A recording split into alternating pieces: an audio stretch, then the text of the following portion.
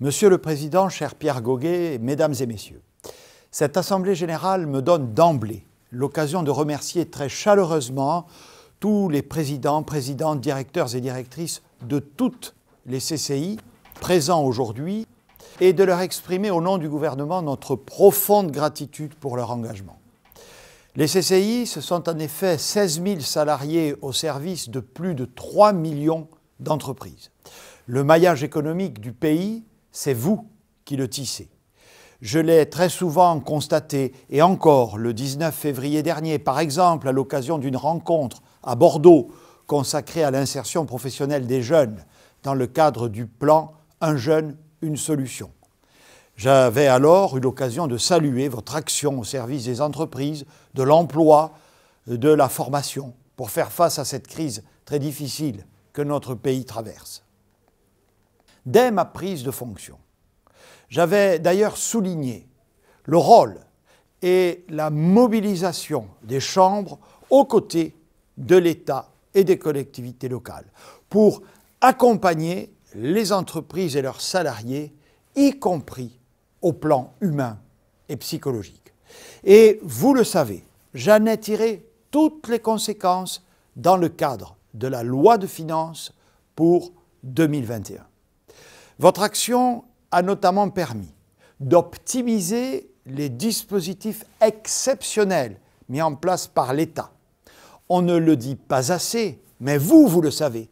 Ces dispositifs comme le fonds de solidarité, les prêts garantis par l'État ou encore l'activité partielle ont eu un impact majeur pour notre économie, pour toutes les entreprises, pour tous les salariés et ont permis de la sauver.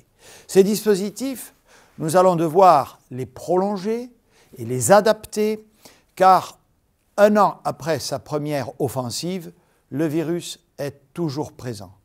Mais notre détermination, comme la vôtre, est intacte. Vous le savez, le premier objectif du gouvernement a toujours été de protéger la santé des Français. Ma reconnaissance va bien sûr aux soignants, mais aussi à tous les salariés de la deuxième ligne. Beaucoup d'entreprises que vous représentez ont elles-mêmes directement contribué à cet effort de guerre en fabriquant des masques, en produisant du gel désinfectant quand nous n'étions pas encore équipés, en organisant le transport des marchandises essentielles. En un mot, en assurant le maintien de l'activité France. Il serait faux de penser que nous sommes revenus à la case départ, parce que la France et l'Europe doivent affronter aujourd'hui une troisième vague très violente. Le vaccin nous offre désormais un horizon de sortie de crise. La campagne vaccinale a accéléré et elle s'accélère encore. Les progrès sont rapides et nous atteindrons ensemble l'objectif que nous nous sommes fixés. Grâce à notre campagne vaccinale et à la mobilisation de chacun d'entre vous, nous surmonterons cette crise. Une fois le virus vaincu, il faudra nous consacrer entièrement à la reconstruction de notre économie et nous avons d'ailleurs déjà avec vous commencé à le faire. Car là encore, les CCI ont un rôle décisif à jouer.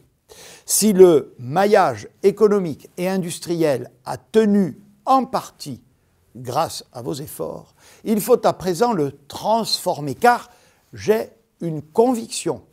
Il n'y aura pas de relance sans transformation de notre modèle économique. Et cette transformation doit être accompagnée par les chambres de commerce et d'industrie dans la continuité des actions que vous portez déjà, par exemple en faveur de la numérisation et de la transition écologique de nos entreprises, mais aussi dans l'aide que vous apportez aux entreprises en difficulté.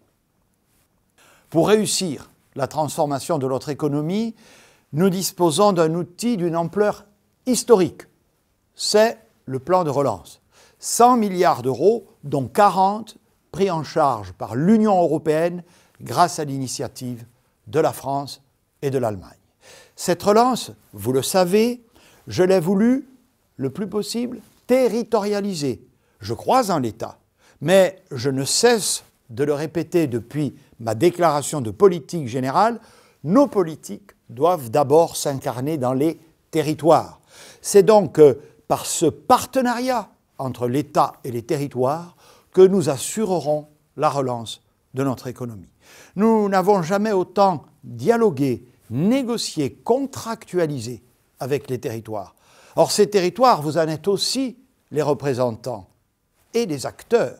La force des chambres de commerce et d'industrie, je le sais, c'est d'être un réseau qui connaît des mutations et qui doit, je vous le dis ici, avec la sérénité de celui qui a su prendre en compte les réalités du moment et la portée de votre engagement, qui doit, je le répète, continuer à se transformer en lien avec vos partenaires que sont l'État et les collectivités territoriales.